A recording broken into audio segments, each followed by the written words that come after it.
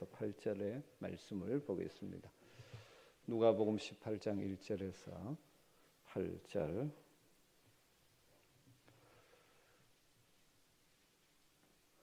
말씀을 한 절씩 교독해서 읽겠습니다.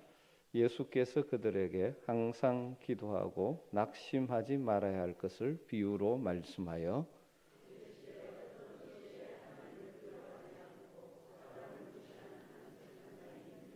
그 도시에 한 과부가 있어 자주 그에게 가서 내 원수에 대한 나의 원한을 풀어주소서 하되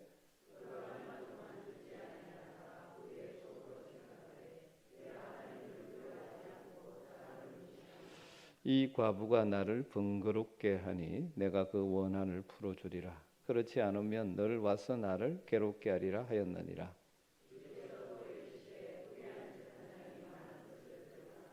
하물며 하나님께서 그 밤낮 부르짖는 택하신 자들의 원한을 풀어주지 아니하시겠느냐. 그들에게 오래 참으시겠느냐.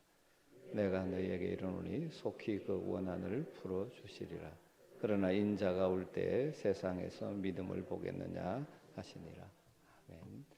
우리가 인생을 살아가다 보면 신나고 행복한 일도 많이 있죠.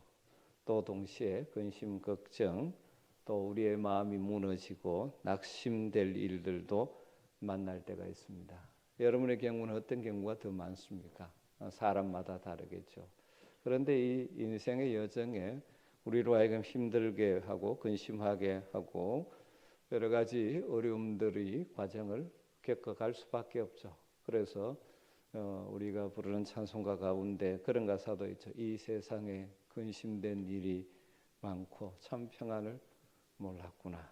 이 세상에 곤고한 일이 많고 참 쉬는 날 없었구나. 이 세상에 죄악될 일이 많고 참 죽을 일 사였구나. 그런 표현이 있습니다. 그럼에도 불구하고 우리는 주님으로 인한 평화를 누릴 수가 있다는 고백이죠. 여러분 그렇습니다. 우리의 주변의 상황이 어려울 때도 있고 환경에 여러 가지 문제가 있을 때도 있죠. 그런데 우리는 그때 우리의 주변 상황이나 환경을 탓하고 앉아 있어서는 안 되죠. 종종 보면 우리는 연약해서 어떤 어려움이 생기면 환경 탓하고 다른 사람 탓하고 계속 그 부정적인 감정에 쌓여 있어서 힘든 경우가 참 많이 있습니다. 여러분 우리의 상황이 어려울수록 적극적으로 믿음의 지혜로 대처할 필요가 있죠.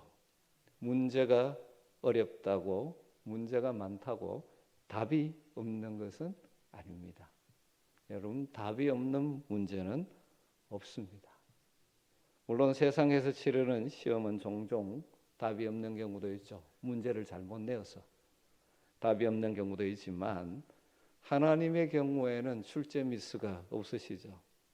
세상의 온갖 문제는 비록 인간들이 타락하고 범죄한 인간들이 일으키는 문제일지라도 하나님의 주권적인 섭리 가운데 있는 것이죠. 그래서 마태복음 10장 29절에 보면 참새 2마리가 한 아사리온에 팔리는 것이 아니냐. 너희 아버지께서 허락하지 아니하시면 그 하나라도 땅에 떨어지지 아니하리라 말씀합니다. 하찮은 참새 한 마리도 하나님의 허락에 의해서 떨어진다는 표현, 그 표현 속에서 하나님의 손에 인생의 문제가 달려있다는 것을 우리 주님 그 비유를 통해서 강조해 주셨죠. 여러분 살다 보면 이 문제는 어떻게, 이 상황을 어떻게 뚫고 나갈까 싶을 때도 있겠죠. 그러나 기억하십시오. 분명히 답이 있습니다. 나는 내 힘으로는 풀 수 없을지 모르지만 우리 하나님은 풀 수가 있습니다. 오늘 말씀의 주제가 바로 그것이죠. 하나님께 답이 있다. 그렇기는 하나님께 나와라. 낙심하지 말고 기도해라. 이것이 오늘 메시지 핵심입니다. 우리가 문제 많은 인생을 살아가지만 결코 낭망하거나 좌절하지 않고 포기하지 않고 당당하게 끝까지 승리할 수 있는 중요한 말씀의 원리가 오늘 말씀에 나오고 있습니다.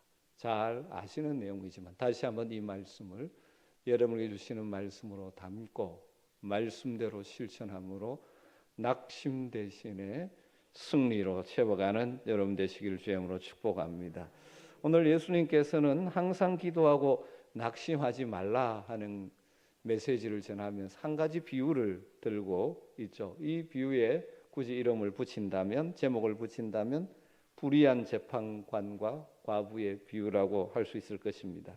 한 도시에 가난하고 힘없는 여인이 있었습니다. 그런데 그 여인에게 억울한 일이 생겼습니다. 재판을 통해서 해결해야 되는데 당시 재판관은 로마 정부에 불붙어 사는 자들로 뇌물이나 먹고 그릇된 판결을 하는 악명 높은 자들이었습니다.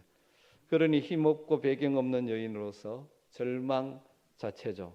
그러나 이 여인은 굴하지 않고 이 재판관을 찾아갑니다. 아마 처음에 문정박대도 당했겠죠. 그런데도 찾아갑니다. 또 가고 또 가고 또 갑니다. 그러니까 나중에는 그가 재판장이 어떻게 말합니까? 밤낮 늘 와서 나를 괴롭히니 내가 들어주어야 하겠다라고 문제를 해결해 주었다는 비유죠. 예수님은 이 비유를 말씀하시면서 대조를 하죠. 불의한 재판관도 그렇게 간청하고 강청하면 들어주는데 하물며 좋으신 하나님, 선하신 하나님께서 우리의 기도를 들어주지 않으시겠느냐. 여러분, 우리는 이 말씀을 통해서 우리가 살아가다가 때로는 어려운 상황이나 낙심할 만한 일들이나 여러 가지 인생의 문제를 만났을 때 결코 우리는 낭망할 수 없는 이유, 낭망하지 않을 수 있는 이유를 발견하게 되어지죠. 왜 우리는 낭망하지 않을 수 있습니까? 첫 번째로 우리에게는 하나님이 계시기 때문에, 하나님이 계시기 때문에 낭망할 수 없습니다.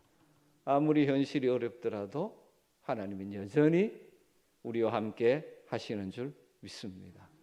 하나님이 함께 하시면 되죠. 왜 그렇습니까? 우리 하나님은 좋으신 분이시기 때문에, 선하신 분이시기 때문에.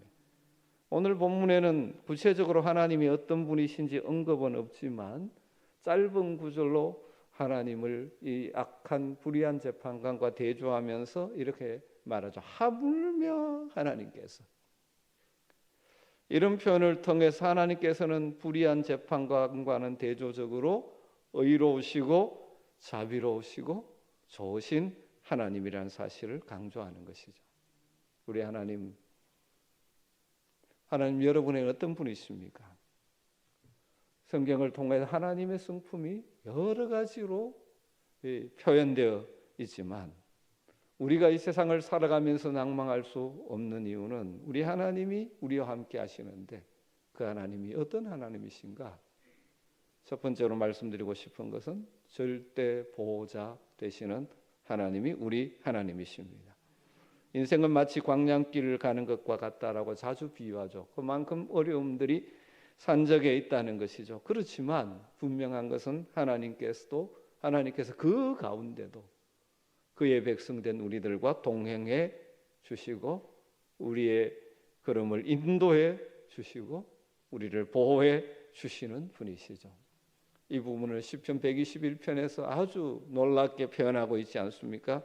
여호와께서 너로 실족하지 않게 하시며, 지난주에 우리 김 목사님 말씀하셨는데 너를 지키시는 자가 졸지 아니하시리로다. 이스라엘을 지키시는 자는 졸지도 아니하시고 주무시지도 아니하시리로다. 여호와는 너를 지키시는 자라. 여호와께서 내 우편에서 내 그늘이 되시나니 낮에 해가 너를 상치 아니하며 밤의 달도 너를 해치 아니하리로다. 할렐루야. 여러분, 우리 하나님은 우리의 인생길을 동행하시며 우리를 지키시는 분입니다. 하나님이 그 하나님을 바라보는 우리는 결코 어떤 상황에도 낭망하지 않을 수가 있는 것이죠. 여러분, 우리 하나님 어떤 하나님이십니까? 우리가 만나는 문제보다 훨씬 더 크신 하나님이 우리 하나님이신 줄 믿습니다. 많은 경우 왜 낙심합니까? 문제가 크게 보이기 때문이죠. 문제가 크게 보이기 시작하면 두려움이 찾아오고 두려움이 찾아오면 낙심하게 되어집니다. 여러분, 그러나 분명한 것은 우리가 안고 있는 문제가 아무리 커도 하나님은 그것보다 더 크신 분이기 때문에 우리는 결코 낭망할 필요가 없는 것입니다. 요한일서 4장 4절에 이렇게 말씀합니다. 자녀들아, 너희는 하나님께 속하였고 또 그들을 이기었나니 이는 너희 안에 계시니가 세상에 있는 자보다 크심이라. 너희 안에 계시니가 세상에 있는 자보다 크심이라. 우리 안에 계신 하나님은 세상에 우리의 믿음의 길을 방해하는 사탄보다, 우리가 만나는 어떤 문제보다 더 크신 분이십니다. 그 하나님이 계시기에 우리는 낙심하지 않을 수 있는 것입니다. 우리가 낙심하는 것은 어쩌면 우리가 만난 문제가 큰 문제이기 때문이 아니라 크신 하나님을 바라보는 믿음이 흔들리고 있기 때문입니다. 여러분, 문제보다 크신 하나님을 순간순간 바라볼 수 있게 되기를 주님으로 축원합니다. 낙심하는 마음이 찾아옵니까? 마음이 힘들어집니까? 그때 눈을 들어 내가 안고 있는 문제보다 크신 하나님 바라보시기를 주님으로 축복합니다. 그런데 그 하나님이 바로 나의 아버지가 되시는 하나님이죠. 아무리 능력 있고 위대한 하나님이라도 나와 상관없으면 아무 의미가 없을 것입니다. 그런데 그분이 바로 나의, 여러분의, 우리의 하나님이시라는 사실입니다. 로마서 8장 15절에 너희는 다시 무서워하는 종의 영을 받지 아니하고 양자의 영, 아들됨의 영을 받았으므로 아빠 아버지라고 부르시느니라. 여러분, 우리에게 이 놀라운 특권이 주어졌습니다. 하나님을 뭐라고 부를 수 있습니까? 아빠 아버지라고 부를 수 있는 놀라운 특권이 우리에게 주어졌죠. 여러분, 이것이 우리의 논리적 사고나 이성적인 능력으로 하나님을 알고 그렇게 부르는 것이 아니죠. 누가? 성령 하나님께서 우리의 심령에 찾아오셔서 우리를 거듭나게 하시고 감동시키시고 깨닫게 해주셔서 우리는 그렇게 부를 수 있는 것이죠. 그래서 바울사도는 이어서 로마서 8장 31절 32절에 그렇게 노래합니다. 그런즉 이 일에 대하여 우리가 무슨 말하리요? 만일 하나님이 우리를 위하시면 누가 우리를 대적하리요? 자기 아들을 아끼지 아니하시고 우리 모든 사람을 위하여 내주시니가 어찌 그 아들과 함께 모든 것을 우리에게 주시지 아니하겠느냐? 여러분, 인생의 위기를 만날 때마다 바울의 이 고백을 여러분의 고백으로 올려드릴 수 있게 되기를 주님으로 축원합니다. 바로 이런 하나님이 계시기 때문에 우리는 어떤 상황 속에서도 낭망할 수 없는 것입니다. 그래서 우리가 잘 아는 대로 시편 23편에서 다윗은 이런 고백을 하지 않습니까? 내가 사망의 음침한 골짜기를 다닐지라도 해를 두려워하지 않을 것은 주께서 나와 함께 하심이라. 다윗이 위대한 장군이기 때문에 담대한 것 아닙니다. 왜 그렇게 담대할 수 있습니까? 하나님이 함께 하심을 확신했기 때문에 사망의 음침한 골짜기에서도 두려움 없이 걸어갈 수 있었던 것이죠. 그가 시편 46편 1절부터는 또 이렇게 하나님을 표현하죠. 하나님은 우리의 피난처시요 힘이시니 환난 중에 만날 큰 도움이시라. 그러므로 땅이 변하든지 산이 흔들려 바다 가운데 빠지든지 바닷물이 솟아나고 뛰놀든지 그것이 넘침으로 산이 흔들릴지라도 우리는 두려워 아니하리로다. 여러분, 이 다윗과 같은 믿음의 고백을 순간순간 들으며 살아갈 수 있는 은혜가 저와 여러분에 있게 되기를 주님으로 축복합니다. 우리는 연약해서 문제를 만나거나 어려움에 처하면 잠시 흔들리고 낙심하고 부정적인 생각이 우리를 지배할 때가 있습니다. 그러나 여러분, 그것이 잠시여야 합니다. 다시 눈을 들어 우리 함께 하시는 하나님을 바라보고 신뢰하시기를 주님으로 축원합니다. 그래서 낭망을 뛰어넘을 수 있는 복이 저와 여러분이 있기를 주님으로 축복합니다. 왜 우리는 낭망할 수 없습니까? 하나님이 우리와 함께 계시기 때문입니다. 그런데 오늘 메시지, 오늘 말씀의 더 핵심은 무엇입니까? 그 하나님께 우리는 기도할 수 있기 때문에 우리는 낙심하지 않을 수 있는 것입니다. 그럼 기도를 여러 가지로 표현할 수 있지만 기도는 하나님의 무한한 능력에 접속하는 것이라고 표현할 수도 있을 것입니다. 우리는 기도를 통하여 하나님의 능력과 하나님의 지혜와 하나님의 사랑을 공급받게 됩니다. 마치 가전제품이 전원에 연결되어져 있지 않으면 아무런 기능을 발휘할 수 없지만 전원에 연결되어 있으면 작동하는 것처럼 우리가 기도로 하나님과 연결되어 있지 않으면 먹통이 될 수밖에 없습니다. 그러나 기도함으로 하나님과 연결되어지면 우리의 능력으로 사는 것이 아니라 하나님의 능력을 공급받아 살아갈 수 있는 것이죠. 그런 의미에서 광야 같은 인생길에 우리 하나님의 백성들에게 가장 강력한 무기 중의 무기는 기도인 줄로 믿습니다. 여러분, 성경에 나오는 위대한 믿음의 선배들을 보십시오. 그들이 무엇으로 승리하고 무엇으로 세상을 이기며 살았습니까? 기도의 무기를 사용했기 때문입니다. 예를 들면 다니엘 보십시오. 그는 소년 시절 이방 바벨론의 포로로 끌려갔습니다. 제국이 바뀌는 바벨론 제국, 페르시아 제국, 바사 제국, 이 바벨론 제국, 이렇게 제국이 바뀌는 가운데도 그는 승리하는 삶을 살 수 있었죠. 그 중요한 이유 중에 하나는 그가 기도하는 사람이었기 때문이죠.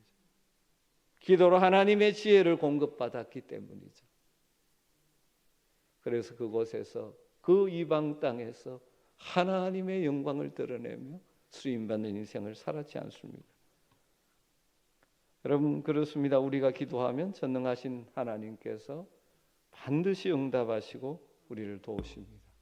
때로는 그 응답이 우리가 기대하는 때가 아니어서 하나님의 응답이 지체되는 것 같아서 우리의 마음이 흔들릴 때도 있지만 분명한 것은 하나님은 그의 자녀된 그의 백성된 우리의 기도를 들으신다는 사실입니다.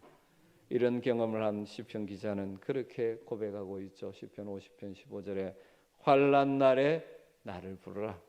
내가 너를 건지리니 네가 나를 영화롭게 하리라. 예레미야 선지자는 유명한 말씀을 남겼죠. 너는 내게 부르짖으라. 내가 네게 응답하겠고 내가 알지 못하는 크고 은밀한 일을 내게 보이리라. 여러분, 그런데 우리에게 여러 가지 기도가 필요합니다만은 오늘 말씀이 우리에게 보여주는 우리의 기도 가운데 있어야 될 기도 한 가지가 있습니다. 한마디로 표현하면 강청하는 기도. 때로는 우리가 강청하는 기도를 올려드릴 때가 있습니다. 이 여인이 재판관을 찾아가서 계속해서 간청합니다. 강청하는 기도죠. 여러분, 성경에 보면 이런 기도를 드린 사람들이 있습니다.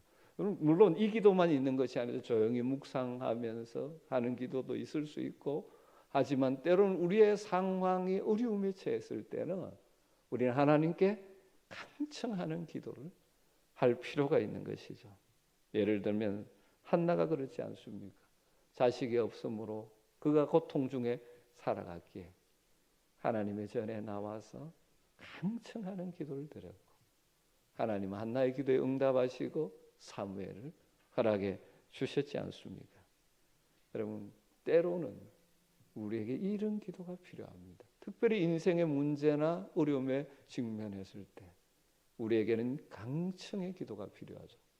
강청의 기도의 특징을 정리해 본다면, 강청한다는 것은 첫 번째 뭐가 담겨 있습니까? 간절성이 담겨 있죠.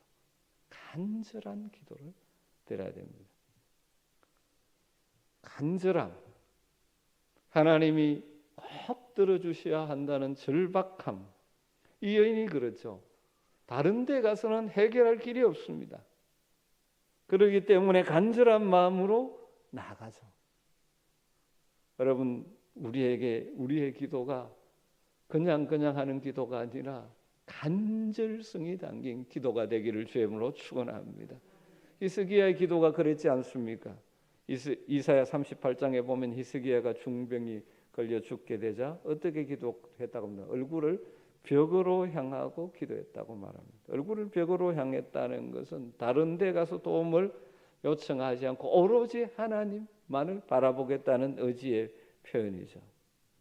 오직 하나님 한 분만 바라보고 간절하게 기도할 때 하나님께서는 응답하셨죠. 내가 네 눈물을 보았다고 말씀하시고 15년의 생명 연장을 주셨죠. 여러분, 우리의 기도의 간절성이 회복되기를 주의 이름으로 축복합니다. 강청하는 기도의 또 다른 특징은 애통하는 기도라고 할 수 있습니다. 어거스틴이 이런 말을 남겼습니다. 인간의 탄식은 하나님을 약하게 한다. 하나님이 어찌 약해지겠습니까? 그런데 이 표현이 그렇죠. 그만큼 하나님이 탄식하고 애통하는 기도를 잘 들어주신다.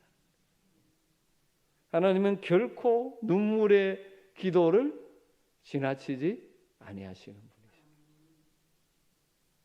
여러분, 가족을 위해서 애통하며 눈물로 기도해 보십시오. 하나님 들어주실 것입니다. 옛날 부흥사들이 많이 했던 예화 가운데 간절한 기도의 예화 가운데 그런 것 있지 않습니까?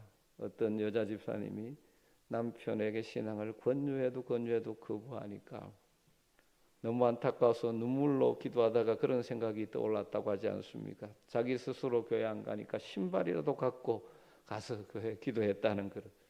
새벽 기도 때마다 남편 신발짝 들고 와서 눈물로 기도했다. 그 마음을 변화시켜서 제 발로 걸어오게 해달라고. 여러분, 그런 우리의 이 간절성 그리고 마음의 애통함을 담은 기도. 오늘 7절에 하물며 하나님께서 그 밤낮 부르짖는 택하신 자들의 원한을 풀어주지 아니하시겠느냐. 여러분, 그렇게 말씀하고 있죠. 우리가 강청하는 기도의 또 한 가지 특징은 뭘까요? 밤낮 부르짖는, 다르게 표현하면 끈질긴 기도죠. 포기하지 않는 기도. 강청하는 기도의 가장 큰 특징은 끈질김입니다. 인내심을 가지고 포기하지 않고 응답하실 때까지 기도하는 것이죠. 이 5절에 보면 이 가부가 나를 번거롭게 하니 이런 단어가 나옵니다. 이게 가부의 강청이 이 재판관에게 번거롭게라는 이 헬라 단어가 히포피아조라는 단어인데 이게 문자적으로는 말하면 그런 의미입니다. 눈 아래 부분을 때린다 그런 뜻입니다. 이게 미완료형의 계속 반복.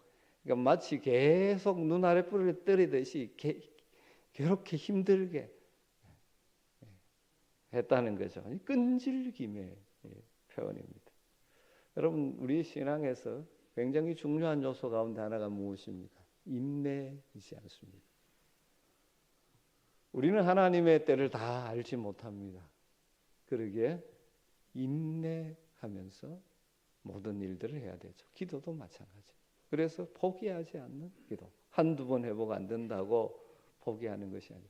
하나님께서 성령을 통해서 우리의 기도 제목을 바꾸어 주시지 않는 이상 그럴 경우도 있죠. 우리의 간구가 하나님의 뜻이 맞지 않으면 성령께서 우리의 마음에 깨우쳐 주시며 우리의 기도를 바꾸게 하십니다.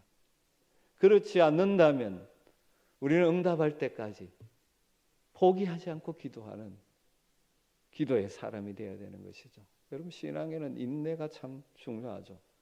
그래서 야고보 사도가 인내하는 신앙을 굉장히 강조했습니다. 야고보서 5장 7절 이하에 보면 그러므로 형제들아 주께서 강림하시기까지 길이 참으라.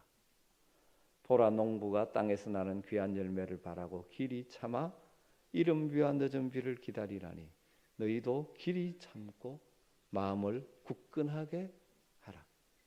주의 강림이 가까우니라. 형제들아 서로 원망하지 말라. 그리하여야 심판을 면하리라. 보라, 심판자가 문 밖에서 계시느니라. 형제들아 주의 이름으로 말한 선지자들을 서로의 고난과 오래 참음의 본을 삼으라.